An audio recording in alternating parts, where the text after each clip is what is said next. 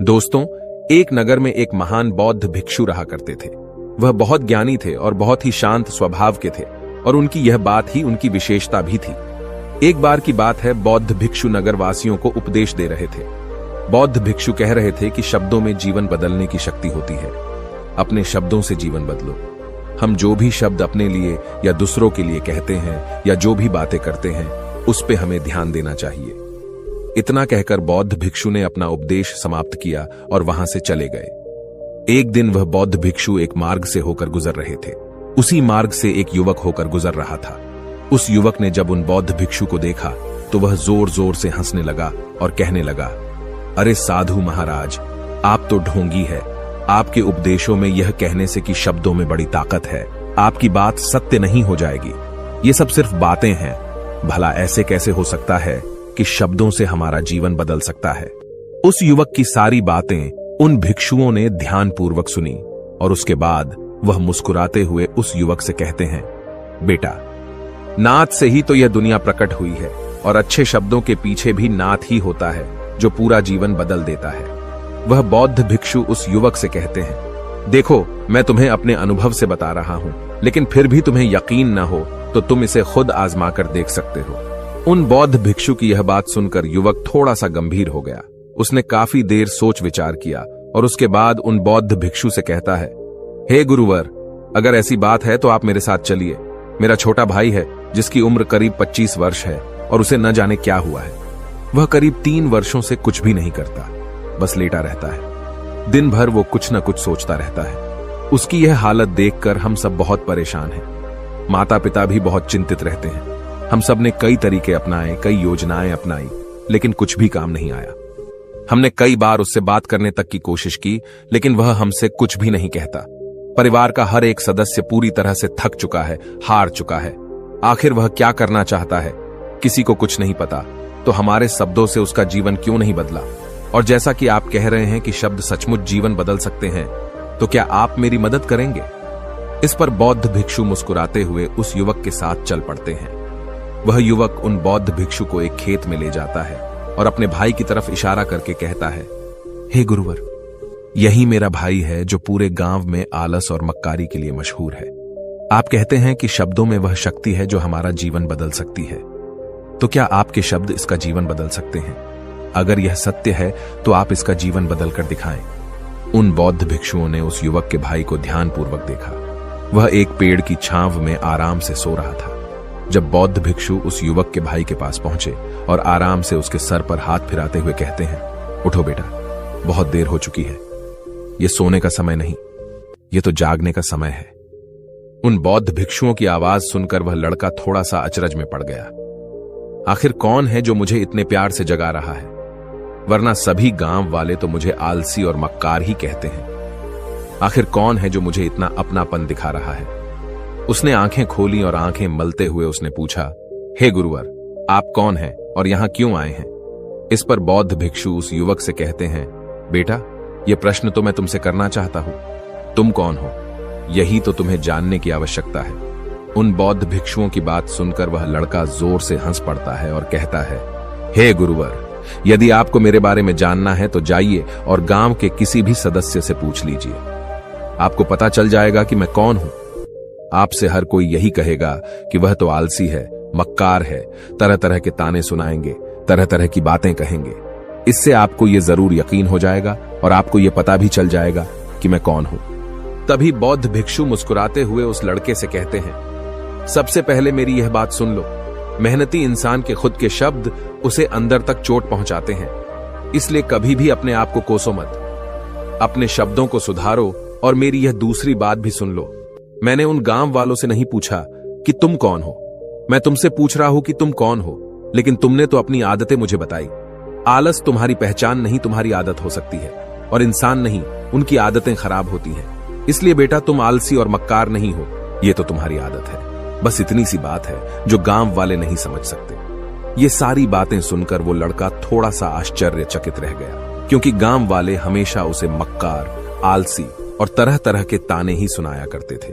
उन बौद्ध भिक्षुओं की यह बात सुनकर उस लड़के की आंखों में आंसू आ गए। वह तुरंत ही दोनों हाथ जोड़कर उन बौद्ध भिक्षु के चरणों में गिर पड़ा और उनसे कहने लगा, आप सत्य कहते हैं, यह मेरी आदत ही है और मैं इस आदत से बहुत परेशान हूं। मैंने बहुत कोशिशें भी की, लाख उपाय किए, लेकिन मैं अपनी इस आदत से छुटकारा ना पा सका। इन आदतों से बाहर आना बहुत कठिन है। मैंने कई बार आलस छोड़ने का प्रयास तक किया, पूरी कोशिश भी की, लेकिन कोई लाभ नहीं हुआ। मैं जब भी कोई कार्य करने की कोशिश करता हूं तो पता नहीं क्यों मेरा मन कहीं और भागने लगता है। मेरा दिमाग किसी और दिशा में काम करने लगता है और मैं उस काम पर ध्यान ही नहीं दे पाता।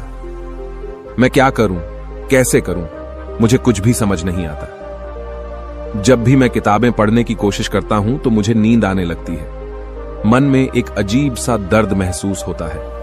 ऐसा लगता है कि मेरा जीवन यूं ही व्यर्थ जा रहा है और जब मैं इस दर्द को बर्दाश्त नहीं कर पाता तो मैं सो जाता हूं, ताकि जब मैं उठूं तो मुझे दर्द न महसूस हो। और अब तो मुझे यह भी यकीन हो चुका है कि मैं इन आदतों से नहीं निकल सकता। ये आदतें मुझे नहीं छोड़ने वाली। इस पर बौद्ध भिक्षु उस लड़के से कहते हैं, बेटा, यदि तुम इस आलस की आदत को छोड़ना चाहते हो तो मैं तुम्हें एक सही उपाय बता सकता हूं, लेकिन उसके लिए तुम्हें कल सुबह मुझे मिलना होगा, तभी वह तरीका मैं तुम्हें बताऊंगा। यदि तुम उस तरीके को सीखना चाहते हो तो कल सुबह मेरे पास चले आना। इतना कहकर बौद्ध भिक्षु वहां से चले गए, लेकिन उन बौद्ध भिक्षु की सारी बातें उस लड़के के कानों में गूंज रही थीं। वह यह समझ नहीं पा रहा था कि आखिर वह बौद्ध भिक्षु उसे कौन सा मार्ग दिखाने वाले हैं। वह ऐसा कौन सा उपाय बता देंगे जिससे उसके जीवन से आलस्य हमेशा हमेशा के लिए खत्म हो जाएगा। देखते ही देखते रात हो गई। रात भर वह अपने बिस्तर पर करवट लेता रहा और उन बौद्ध भिक्षु की बातों के बारे में सोचता रहा। इसी प्रकार देखते ही देखते सुबह हो गई और वह लड़का उन बौद्ध भिक्षुओं के पास जा पहुंचा। वह लड़का उन बौद्ध भिक्षु को प्रणाम करता है और कहता है, गुरुवर, जैसा कि आपने कहा था, लीजिए मैं आ गया। अब मुझे वह मार्ग बता दीजिए जिसे मैं अपने जीवन से इस आलस्य को निकाल सकता हूं। तभी बौद्ध भिक्षु उस लड़के से कहते हैं, बेटा, जब भी तुम्हारा मन दुविधा में हो, तुम निर्णय न ले पा रहे हो और तुम्हारे मन में तरह तरह के प्रश्न उठ रहे हो कि मैं क्या करूं, कैसे करूं, इस कार्य को पूर्ण कैसे करूं, यह सब कैसे होगा, तब तुम वास्तविकता में अपने अतीत से सोच रहे हो कि पिछली बार तुम्हारे ऐसा करने पर क्या हुआ, या अतीत में तुमसे लोगों ने क्या कहा था। तो आज से कभी भी अपने अतीत से नहीं, बल्कि भविष्य से सोचो। इस पर लड़का कहता है, भविष्य से? वह भला कैसे? तभी बौद्ध भिक्षु उस लड़के से कहते हैं, मान लो कि तुम्हें आज किसी भी चीज की कमी नहीं है। तुम्हारे पास वो हर चीज है जो तुम चाहते हो, वह सारी सुख सुविधाएं हैं। तो अब बताओ, तुम अपना जीवन कैसे व्यतीत करना चाहोगी? उन बौद्ध भिक्षु की यह बात सुनकर वह लड़का कुछ देर के लिए सोच में पड़ गया, क्योंकि आज तक उसने सभी गांव वालों के केवल ताने ही सुने थे। किसी ने भी आज तक उसके जीवन के बारे में उससे ऐसी बात नहीं की थी और वह गुरुवर उसे आने वाले भविष्य के बारे में उससे बातें कर रहे थे। उन बौद्ध भिक्षु की यह बात सुनकर वह लड़का खुद से प्रश्न करने लग गया कि अगर मेरे पास सब कुछ होगा, धन की कोई कमी नहीं होगी और सारी सुख सुविधाएं होंगी, तो मैं अपना जीवन कैसे व्यतीत करूंगा? कुछ देर सोच विचार करने के बाद वह उन बौद्ध भिक्षु से कहता है, गुरुवर, मैं यह दुनिया घूमना चाहूंगा, पहाड़ों पर चढ़ना चाहूंगा, समुद्र की रेत पर चलना चाहूंगा और मैं एक बहुत बड़ा व्यापारी बनना चाहूंगा। तभी अचानक उस लड़के का ध्यान टूट गया और वह उन बौद्ध भिक्षु से कहता है, परंतु हे गुरुवर, यह सब कैसे संभव होगा? केवल मेरी मात्र सोच लेने से तो यह सब पूरा नहीं होने वाला।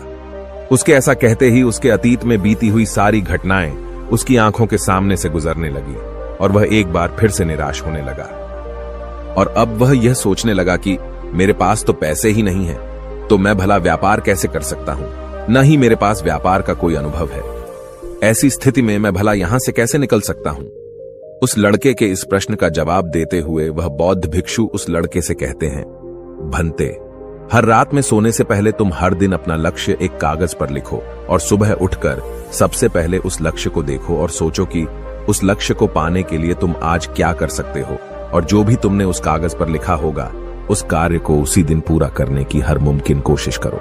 इस पर वह लड़का कहता है, ठीक है, आप सच कह रहे हैं, लेकिन जब मैं बहुत सोचने लगता हूं तो मेरा मन बेचैन होने लगता है और मन में तरह तरह के विचार उठने लगते हैं और इन विचारों को शांत करने के लिए मैं सो जाता हूं ताकि वह विचार मुझे परेशान न कर पाए। उस लड़के की इस समस्या का समाधान करते हुए वह बौद्ध भिक्षु उस लड़के से कहते हैं, बेटा, अंतर्मन की चाल को पकड़ो और शब्दों की मदद से नया भविष्य बनाओ। तभी लड़का कहता है, हे गुरुवर, आप क्या कहना चाहते हैं? मैं आपकी बात समझ नहीं पा रहा। इस पर बौद्ध भिक्षु मुस्कुराते हुए कहते हैं, बेटा, कैसे होगा? यह जो सवाल है, यह सवाल नहीं बल्कि एक डर है जो तुम्हारे अंतर्मन में बैठा हुआ है, जो तुम्हें अगला कदम लेने से रोक रहा है, तुम्हें कदम आगे बढ़ाने से रोक रहा है। यदि तुम वास्तविकता देखो तो किसी को भी नहीं पता होता कि वह कार्य कैसे होगा, लेकिन एक इंसान जब दृढ़ निश्चय कर लेता है तो वह अपने उद्देश्य को सामने रखकर लगातार प्रयास करता रहता है और वह अपनी सफलता प्राप्त कर ही लेता है। तभी वो लड़का उन बौद्ध भिक्षु से कहता है कि हे गुरुवर, अगर ऐसी बात है तो मन में बार बार चिंता क्यों होती है? मन बार बार बेचैन क्यों हो उठता है? इस पर बौद्ध भिक्षु कहते हैं, बेटा, क्योंकि तुम्हें डर है कि तुम कमजोर हो।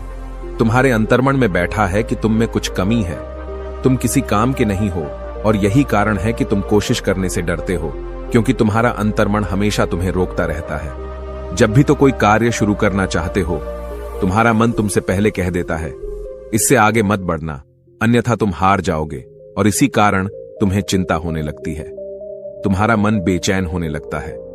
तभी वो लड़का कहता है, गुरुदेव, आपने जो कुछ भी कहा वो बिल्कुल सत्य है, लेकिन अब आप ही मुझे बताइए कि मैं इस परेशानी से बाहर कैसे निकलूं? इसका जवाब देते हुए वो बौद्ध भिक्षु उस लड़के से कहते हैं, बेटा, इस समस्या का समाधान बहुत ही आसान और सरल है। तुमने देखा होगा कि अक्सर ही हम अपने आप को दोष देते रहते हैं, अपने आप को तरह तरह के अपशब्द कहते रहते हैं जो हमारे अंतर्मन में जाकर बैठ जाते हैं और वही हमें आगे बढ़ने से रोकते हैं।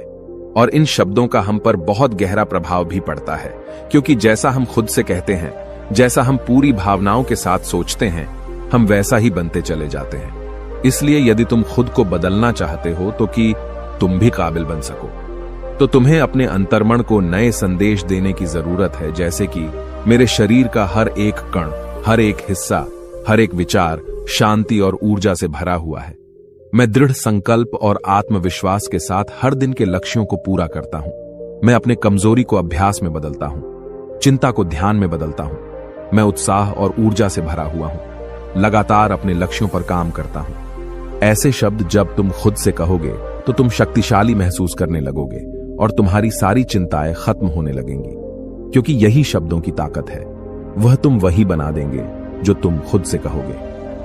तुम जितनी भावना के साथ यह वाक्य बोलते हो, उसे महसूस करते हो, उतनी ही भावनाओं से यह शब्द तुम पर असर करना शुरू कर देंगे। धीरे धीरे यह शब्द तुम्हारे मन और व्यक्तित्व की सोच का हिस्सा बन जाएंगे। लेकिन मेरी एक बात याद रखना कि तुम्हारा अंतर्मन इतनी आसानी से हार नहीं मानने वाला।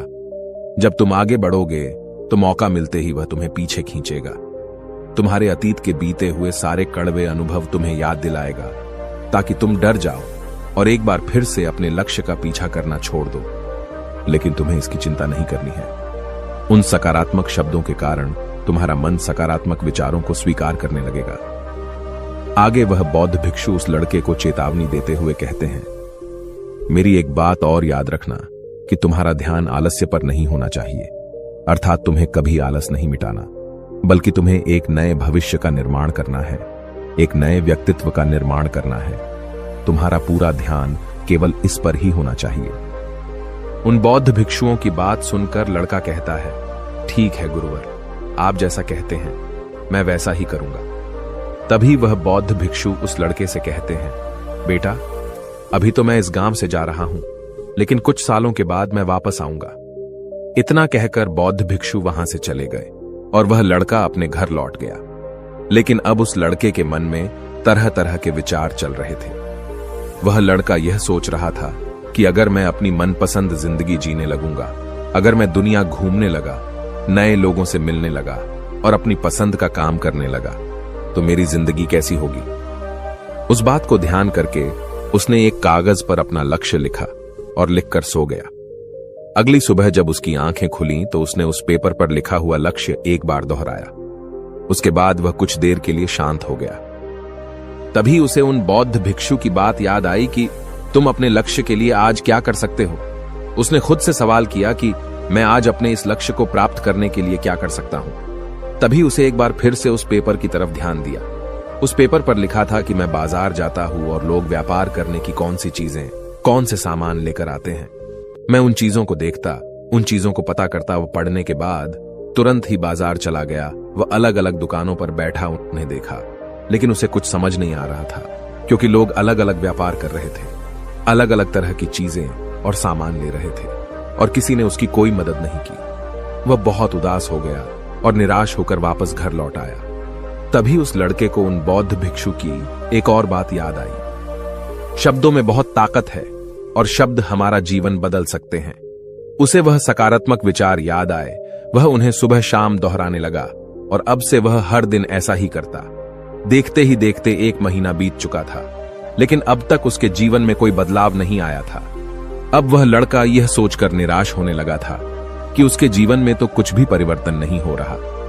लेकिन 1 महीने के बाद उसे महसूस हो रहा था कि वह पहले से अच्छा महसूस कर रहा है। उसका दिमाग अब अच्छी तरह से सोच पा रहा है। वह पहले से ज्यादा चलने फिरने लगा है।